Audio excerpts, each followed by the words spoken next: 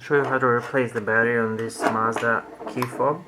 What you need to do is use a small screwdriver and press right in here.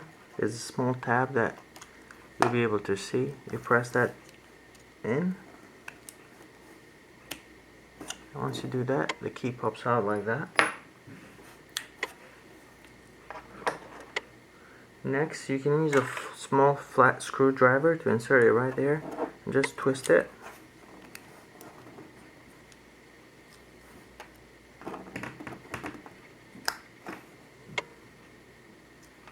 So that will separate the key fob. Right there you can see, and now you can open the key.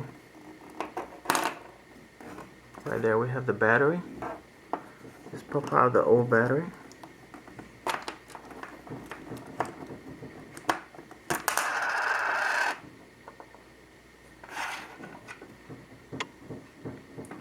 So we'll install the new battery. Make sure that the positive on the battery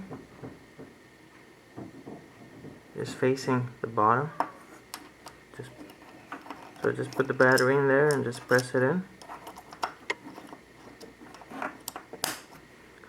Next we just close the shell.